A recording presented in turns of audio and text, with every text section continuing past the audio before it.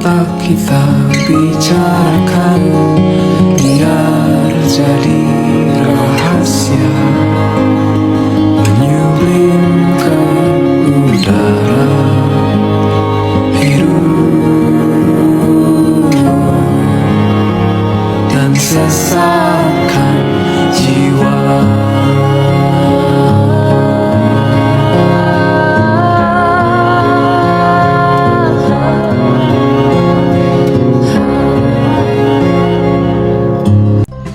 Assalamualaikum warahmatullahi wabarakatuh. Perkenalkan, nama saya Serlinti Utami dengan NIM 40124111063 dari kelas 4G. Pada video kali ini saya akan membahas tentang garis pangkal dalam hukum laut internasional, khususnya pembagian garis pangkal yang dikenal dalam hukum laut internasional. Baiklah, di sini saya akan menjelaskan tentang mengapa garis pangkal sangat penting. Nah, jadi garis pangkal merupakan titik nol dalam hukum laut internasional. Seluruh zona maritim suatu negara diukur dan dihitung mulai dari garis pangkal, sehingga penentuannya berdampak langsung pada kedaulatan dan hak-hak negara di laut. Nah, pentingnya garis pangkal mencakup beberapa dimensi. Yang pertama, itu dari sisi kedaulatan dan yurisdiksi. Garis pangkal menentukan batas terluar laut teritorial, yaitu 12 mil laut, zona tambahan 24 mil laut, zona ekonomi eksklusif 200 mil laut, dan landas kontinen. Nah, maka semakin jauh garis pangkal ditarik laut, maka semakin luas wilayah yang diklaim negara tersebut. Yang kedua, itu dari sisi sumber daya alam. Penetapan garis pangkal menentukan seberapa luas negara dapat mengeksploitasi sumber daya. Misalnya itu ikan, minyak, gas bumi, dan mineral di dasar laut secara eksklusif. Ini bernilai ekonomi yang sangat besar. Yang ketiga, dari sisi keamanan nasional. Jadi, garis pangkal itu menentukan sejauh mana negara dapat mengatur lalu lintas kapal asing, termasuk kapal militer di perairan yang dianggap sebagai wilayah kedaulatannya. Dan yang keempat, itu ada dari sisi penyelesaian sengketa. Banyak konflik perbatasan maritim antar negara yang berakal dari perbedaan interpretasi dan penetapan garis pangkal. Contohnya itu sengketa Laut Cina Selatan yang sebagian besar dipicu oleh klaim garis pangkal yang tumpang tindih. Yang kelima, itu dari sisi lingkungan laut. Nah, garis laut menentukan yurisdiksi negara dalam melindungi ekosistem laut, mengatur pencemaran, dan menegakkan hukum lingkungan di wilayah perairannya. Baiklah, yang pertama saya akan menjelaskan tentang garis pangkal biasa atau normal baseline. Dasar hukumnya terdapat pada pasal 5 UNCLOS tahun 1982. Jadi, garis pangkal biasa adalah garis air rendah atau low water line sepanjang pantai yang tercantum dalam peta laut resmi yang diakui oleh negara pantai. Yang ini merupakan metode paling dasar dan umum digunakan. Karakteristiknya itu yang pertama mengikuti lekukan pantai secara alami, yang kedua ditarik dari titik surut terendah sepanjang pantai, yang ketiga berlaku untuk pantai yang relatif lurus dan tidak bergerigi, yang keempat peta yang digunakan harus diakui secara internasional. Adapun contoh kasusnya itu ada pantai-pantai di Australia bagian selatan yang relatif lurus menggunakan metode ini. Indonesia juga menggunakan garis pangkal biasa di beberapa wilayah pantai Kalimantan yang tidak bergerigi. Dan yang kedua, saya akan menjelaskan tentang garis pangkal lurus atau straight baseline.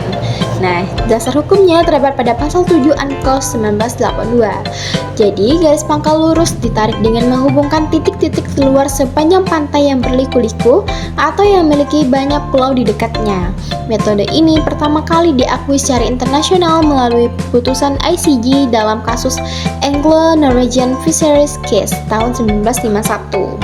Nah, syarat penerapannya terdapat pada pasal 7, yaitu yang pertama, pantai sangat berliku-liku dan terdapat banyak di pulau dekatnya.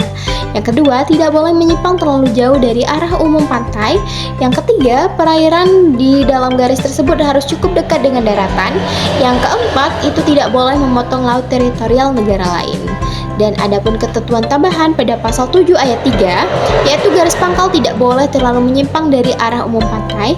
Dan selanjutnya ada pasal 7 ayat 4, garis pangkal tidak boleh ditarik ke atau dari elevasi surut.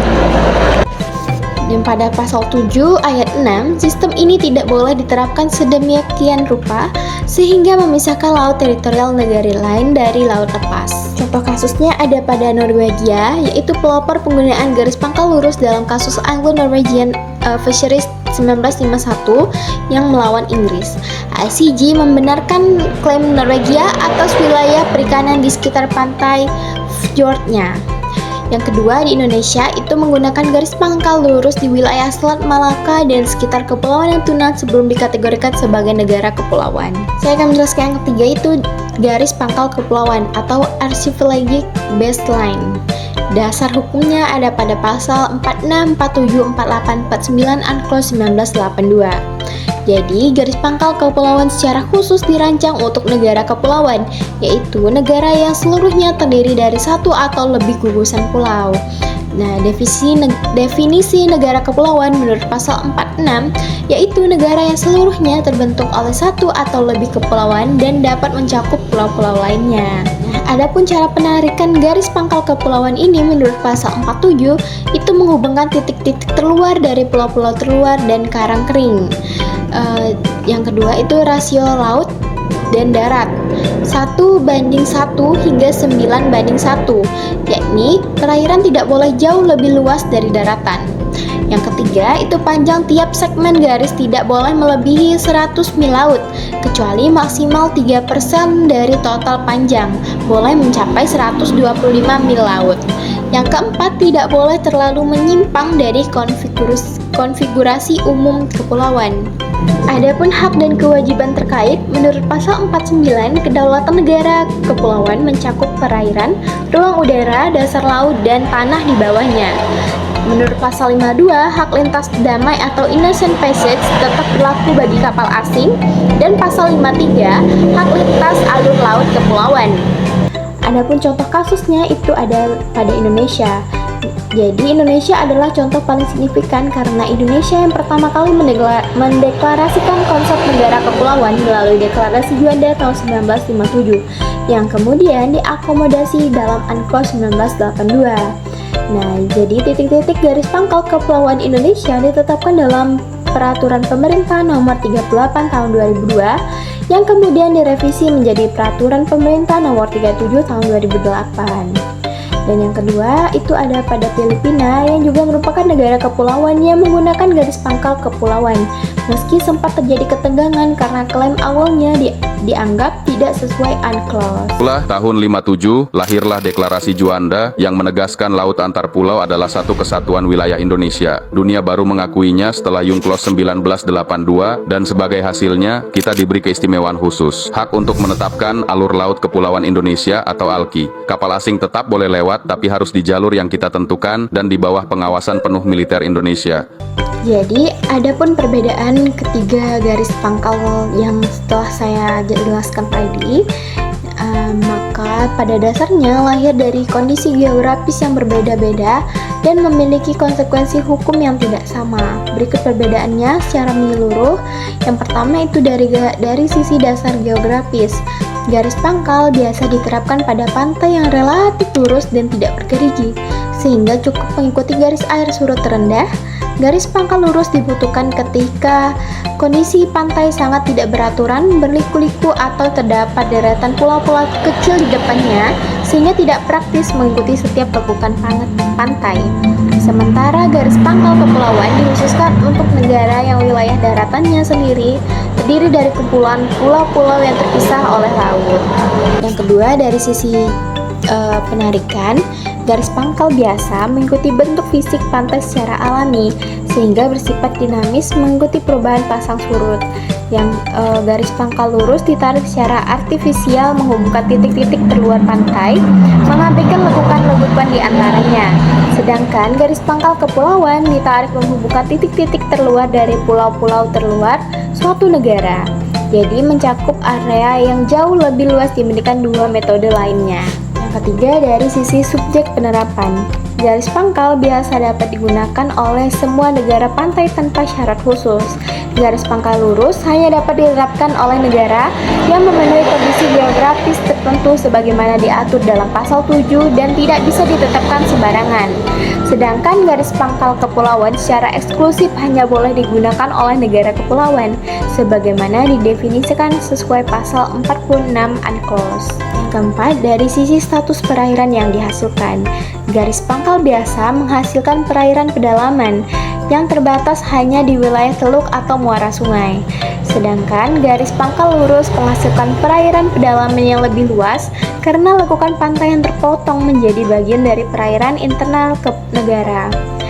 Yang terakhir itu garis pangkal kepulauan menghasilkan perairan kepulauan, suatu kategori hukum tersendiri yang berbeda dari perairan pedalaman biasa, di mana negara tetap harus memberikan hak lintas damai dan hak lintas alur laut kepulauan kepada kapal asing.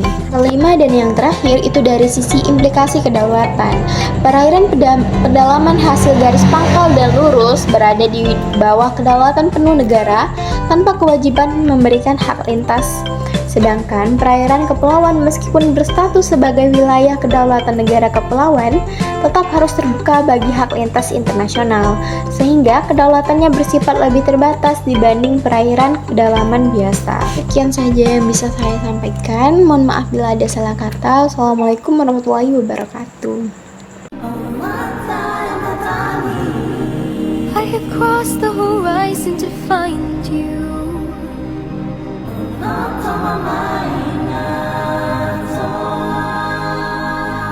I know your name.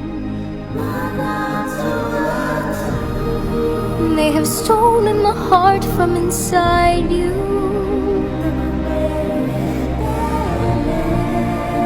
But this does not define you.